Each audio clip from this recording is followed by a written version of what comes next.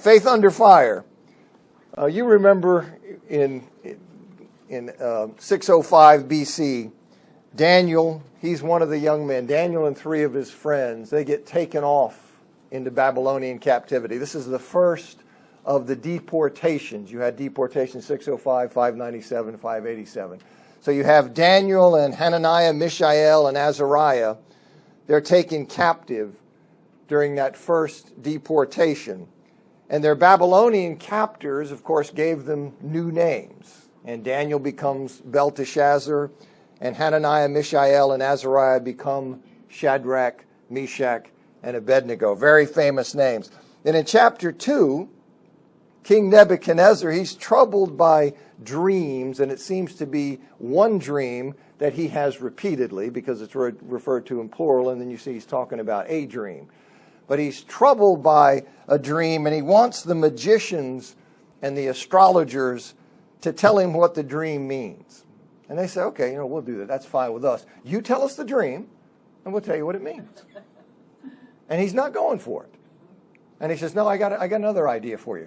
You're going to tell me both the dream and what it means. Well, when he says that, they start grousing about that and complaining about it. And so then he issues a decree that they all be put to death. And that strikes us in a way, but this is how kings worked. And everybody would agree that this is certainly within the prerogative of the king. So he issues this decree that they're all to be killed. And Daniel's able to prevent that because God reveals to Daniel both the king's dream and its interpretation. And Nebuchadnezzar says in Daniel chapter 2, verse 47, he honors Daniel and he says, surely your God is the God of gods and the Lord of kings and a revealer of mysteries, for you were able to reveal this mystery. Then we go to chapter 3, and if I'm smart enough to work this. King Nebuchadnezzar, I'll look over here. King Nebuchadnezzar made an image of gold whose height was 60 cubits and its breadth 6 cubits. He set it up on the plain of Dura in the province of Babylon. Then King Nebuchadnezzar sent to gather the satraps, the prefects, and the governors, the counselors, the treasurers, the justices, the magistrates, and all the officials of the provinces to come to the dedication of the image that King Nebuchadnezzar had set up. Now, we're not told what or whom this statue represented, but scholars think it's unlikely that it's an image of Nebuchadnezzar himself. There's no evidence that statues of Mesopotamian rulers were worshipped as divine during the ruler's lifetime. And if you look in verses 12 and 14, they suggest that bowing down before the idol was a specific form of honoring Nebuchadnezzar's gods. So it's more likely what he's built is an image of one of the gods they worshipped.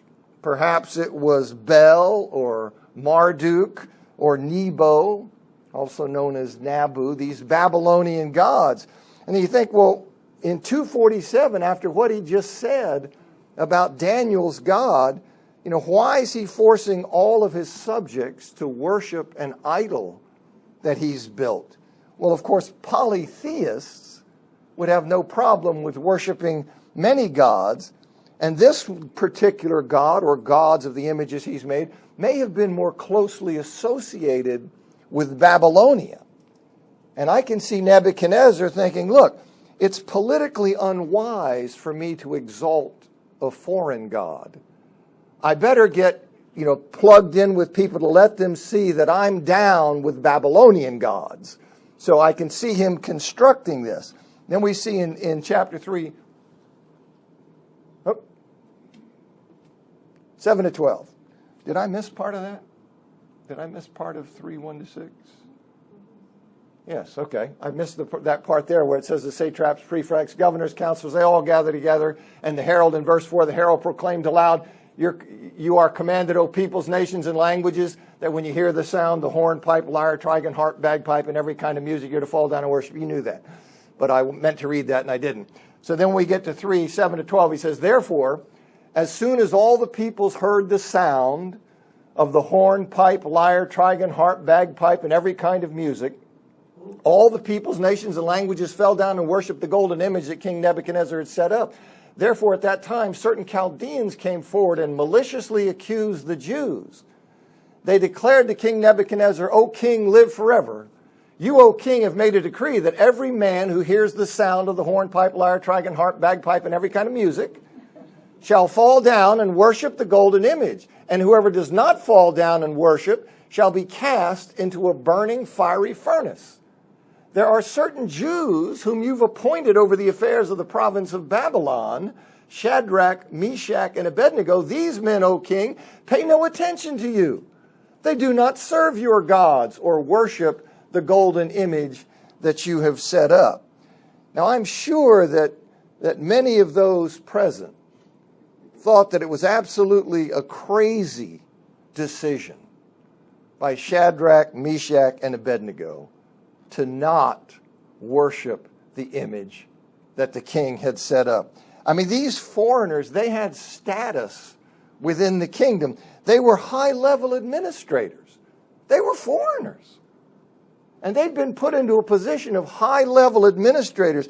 Nebuchadnezzar, he had honored them with positions of authority, and now they were defying him publicly by refusing to worship a Babylonian god.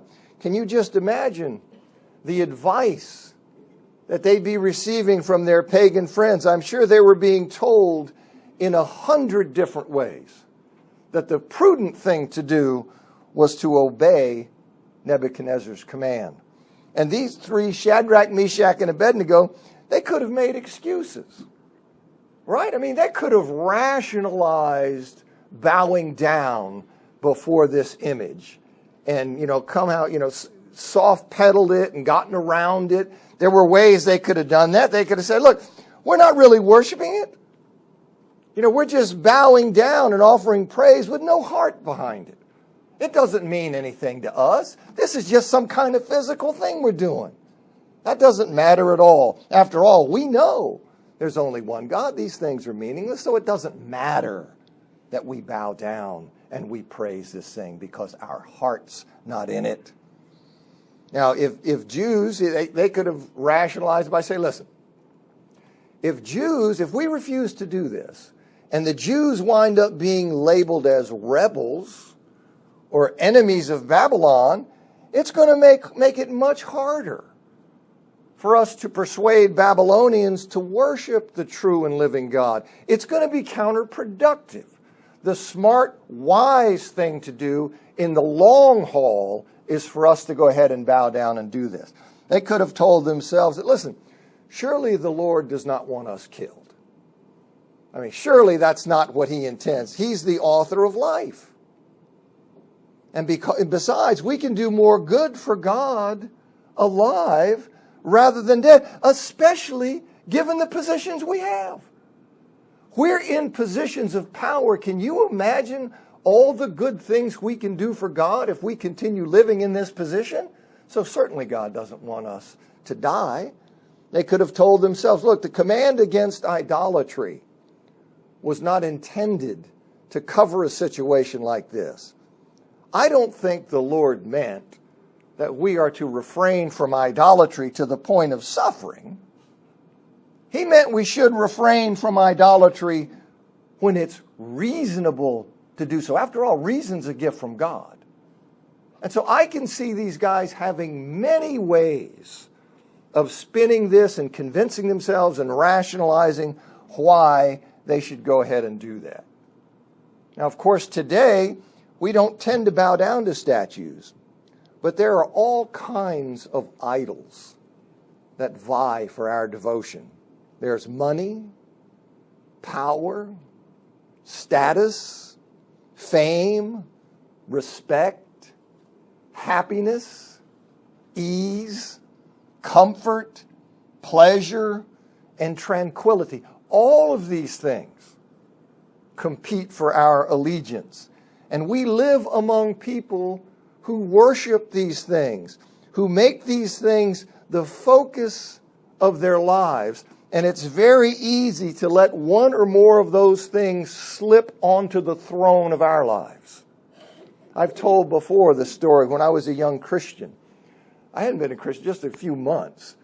And there was a fellow elder visiting from somewhere, and he was talking at the congregation where I was. And afterwards, God came out and said, yeah, nice job and that kind of stuff. And when I was introduced to him, this is back in another life when I was an attorney, and he took too much note of that. I recognized when somebody introduced me and told him I was an attorney, he seemed to me to register, that seemed too important to him. Oh, and he came over. All right, so weeks go by, and he calls me at my office, and he says, I got an idea for how you can make money for the church. I said, what is it? I can't tell you. He said, it'd be like giving a haircut over the telephone. All right, so, this guy's an elder. I said, all right. So he invites Meg and me over to his house. We go over. He's got this huge thing, big family there. I mean, it looks like a Thanksgiving spread and all that kind of stuff. Well, it's one of these multi-level marketing things. And he begins this pitch that goes on for hours, and I'm ready to shoot myself. But he's sitting here, I'm not kidding you, and he asks me across this table, he says, do you like houses? And he slides this color brochure of these multi-million-dollar homes at me. Do you like boats? I'm thinking, no, I don't like boats anyway. But he's got these pictures here, and he slides this catalog or this brochure of these big Miami Vice type boats and all this kind of stuff. Cars, and I'm just looking at this guy going like, to me, it's like demonic. I just have this person who's just sitting here trying to say, give your soul to these things. Anyway, we left. Meg kindly took everything back they gave us the next day, and that was the end of that. So those are the kinds of things you see that we have competing. Story goes on, 3:13 to 15. Then Nebuchadnezzar, in furious rage, commanded that Shadrach, Meshach, and Abednego be brought. So they brought these men before the king. Nebuchadnezzar answered and said to them, is it true, O Shadrach, Meshach, and Abednego, that you do not serve my gods or worship the golden image that I've set up? You have to understand the situation. This is the king. And this dude's word, you get on his bad side, and that's it for you. And so here these guys come. He has done them, we would say, a solid in putting them into administrative capacity, and they are now humiliating him. And he calls them in, and he says this to them. Now, if you're ready, when you hear the sound of the horn, pipe, lyre, trigon, harp, bagpipe, and every kind of music, to fall down and worship the image that I've made, well and good. He's given them a chance. He says, well and good, but if you do not worship, you shall immediately be cast into a burning fiery furnace. And who is the God who will deliver you out of my hands? Uh-oh, he's throwing down. And who is the God who will deliver you? Do you know who I am? I'm Nebuchadnezzar. There's not a God anywhere, any place, who's going to deliver you when I decide you're toast. All right, I think this factors into what's going on. But he tells them, he says, who's the God who's going to deliver you out of my hands? Now, can you imagine being called to choose between obeying God and being burned to death? I mean, this is serious. Being called to choose between obeying God and being burned to death. If your child faced a gunman who told her to curse the Lord Jesus or die, would you prefer... What would you prefer that she do? If your child said, no, I'm not going to do that, and gave up her life rather than curse the Lord Jesus, would you think that she had acted foolishly? That was crazy for her to do that. She should have just cursed Jesus and then gotten out of the situation. How would you think about that? If she accepted death for the sake of the Lord Jesus, how would you feel about it? Our culture certainly says, look, that a person would be crazy to do that. That's the message of our culture. If you did that, you would then be labeled a radical or a fanatic. You see, you're somebody who's taken faith and all that stuff way too far. If you were somebody who did that. That's how our culture views it. You may recall back in August of 2006, there were two journalists from Fox News, Steve Santani and Olaf Wigg. They were kidnapped in Gaza. And they were forced at gunpoint to profess conversion to Islam. And they were filmed reading the Quran in Arab robes as evidence of their conversion. And when they were released on August 27 of that year, The fact they'd been coerced into denying their Christian faith was thoroughly trivialized. That was seen as just absolutely nothing. The opening line of the New York Times story stated happily, 2 journalists kidnapped in Gaza were released unharmed today after being forced at gunpoint to say on a videotape that they had converted to Islam. Now, Christians throughout history have faced death for the sake of the Lord Jesus Christ. You're familiar with the persecution and suffering that's all over the New Testament. But let me read to you a section from Eusebius. If you've been in my classes, you've heard me read this before. But let me read to you a section from Eusebius, who's a Christian theologian and historian, there were several editions of his book, History of the Church, but he completed it after Constantine became emperor in 325. Now, in the section that I'm going to read to you, he's speaking of the persecution in a region of Egypt that took place under the Roman Emperor Diocletian. And this was in the years 303 and 304, that period that is known as the Great Persecution. Now listen to what Eusebius says happened. He calls it the Thebais. It's a region of Egypt. He says, but words cannot describe the outrageous agonies endured by the martyrs in the Thebais. They were torn to bits from head to foot with potsherds like claws till death, that's broken pieces of pottery, with potsherds like claws till death released them. Women were tied by one foot and hoisted high in the air, head downwards, their bodies completely naked without a morsel of clothing, presenting thus the most shameful, brutal, and inhuman of all spectacles to everyone watching. Others again were tied to trees and the stumps and died horribly, for with the aid of machinery, they drew together the very stoutest boughs, fastened one of the martyr's legs to each, and then let the boughs fly back to their normal position. Thus they managed to tear apart the limbs of their victims in a moment. In this way they carried on not for a few days or weeks, but year after year. Sometimes 10 or more, sometimes over 20 were put to death. At other times at least 30, and yet others not far short of 60. And there were occasions when on a single day 100 men as well as women and little children were killed, condemned to a succession of ever-changing punishments. I was in these places and saw many of the executions for myself. Some of the victims suffered death by beheading, others punishment by fire. So many were killed on a single day that the axe, blunted and worn out by the slaughter, was broken in pieces, while the exhausted executioners had to be periodically relieved. All the time I observed a most wonderful eagerness and a truly divine power and enthusiasm in those who had put their trust in the Christ of God. No sooner had the first batch been sentenced than others from every side would jump onto the platform in front of the judge and proclaim themselves Christians. They paid no heed to torture in all its terrifying forms, but undaunted spoke boldly of their devotion to the God of the universe, and with joy, laughter, and gaiety received the final sentence of death. They sang and sent up hymns of thanksgiving to the God of the universe till their very last breath. Now, I always think of these things and I say, you and I stand in a lineage like that. We stand on the shoulders of people who live for Jesus Christ. This is our heritage. This is who we are as a people.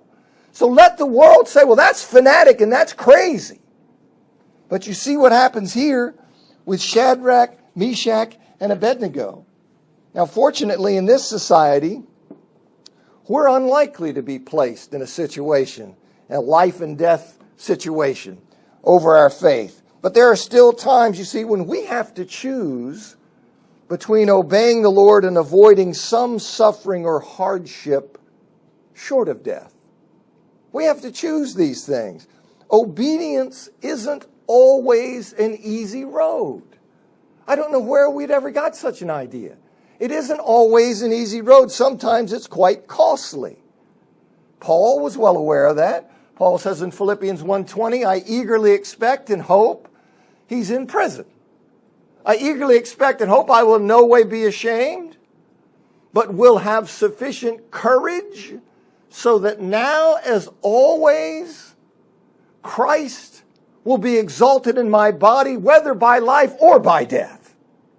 The thing that's important is that Christ be exalted in how I live and how I conduct myself, whether it means I die or not. What is important is how Christ is reflected and manifested in my life and glorified through it. Hebrews 10:32-34. But recall the earlier days in which, after having been enlightened, you endured a struggle of suffering, sometimes being made a public spectacle by both insults and afflictions, and at other times being partners with the ones who were so treated. For indeed you sympathize with the prisoners and welcomed with joy the seizing of your possessions, knowing that you have for yourselves a better possession and an enduring one. We see in the Gospel of John, chapter 21, John 21, verse 18 and 19. Jesus says, truly, truly, I say to you, speaking to John, when you were young, you used to dress yourself, speaking to Peter. Right? Peter. Oh, all right. Truly, truly, I say to you, when you were young, you used to dress yourself and walk wherever you wanted. But when you're old, you will stretch out your hands, and another will dress you and carry you where you do not want to go. This he said to show by what kind of death he was to glorify God. And after saying this, he said to him, follow me. You see, obeying the Lord when it costs to do so. You see this? He says, this he said to show what kind of death he was to glorify God. You see, by what kind of death he was to glorify God, that was the effect of it. All right, no, I have to be protected and put in a bubble. No, he says this is the kind of death by which he's to glorify God. Obeying the Lord when it costs you to do so. That's a testimony of the Lord's greatness. Right? When it's difficult to obey him, when it costs you to obey him, it says he's worth obeying despite that cost. You see, it glorifies God. The Lord is glorified. I mean, when obedience is easy, when it's something that doesn't hurt, and as soon as it becomes difficult, we sell. Well, what we're saying to the world is that our God is not worth the pain that caused us not to obey him. That pain is worth more than him. And that's not true. He's worth everything. He's worth everything. Husbands, is it hard to love your wife as Christ loves the church? Wives, is it hard to love, respect, and submit to your husband? Is it hard, difficult to honor the commitment you've made to your spouse before God and witnesses that you would never leave him or her till death do you part? Is it hard to serve your boss as serving the Lord? Is it hard to always tell the truth and to keep your word? Kids, is it hard to obey your parents? Is it hard not to be cool in a culture that defines as cool what is ungodly? Is it hard to forgive those who've mistreated you? Is it hard to love the unlovable, to love your enemies and not to attack those who attack you? See, difficulty in obeying is not grounds for disobeying. Rather, it's an opportunity to glorify God. Because in that you say, my God is worth anything. Isn't that hard to do? Yes, it's hard to do. But my God's worth it. My God is worth enduring that he might be glorified. I remember some years ago when Brother John was working at a company called Consigen. He was offered a job by Motorola doing just what he wanted to do at the time. He wanted to get into Oracle programming. And Motorola gave him that opportunity and was going to give him $10,000 more a year. But they told him that they needed him to start in a week. And John said he had told his employer that he would give them 2 weeks' notice. So he couldn't do that. He could start in 2, but he couldn't start in 1. So Motorola promptly hired somebody else. And to add insult to injury, Consogen then laid John off 3 days later. So, carry on. 16 to 18. I'll pick that story back up. Shadrach, Meshach, and Abednego, they answered and said to the king, O Nebuchadnezzar, we have no need to answer you in this matter. If this be so, our God whom we serve is able to deliver us from the burning fiery furnace. Now get that, he says, and he will deliver us. And he will deliver us out of your hand, O king. But if not, be it known to you, O king, that we will not serve your gods or worship the golden image that you have set up. Now the second part of 17 shows they knew that God was going to rescue them. That had apparently been revealed to them, and I'm guessing it was revealed when the king directly defied God. In verse 15, and when he says, what God's going to be able to get you out and rescue you from my hand? Okay, I got a hunch that they were then told, your God. Your God, because they know. But the point is, they say in verse 18, it's very important because it reveals that God's supremacy is not in doubt. See, that question is closed. However God chooses to act, his supremacy is closed. And we need to remember that when God doesn't act the way we would like him to act. You remember in Matthew chapter 11, verses 1 to 6, where John the Baptist, after he's languishing in prison, he began to have second thoughts about whether Jesus was really the Messiah.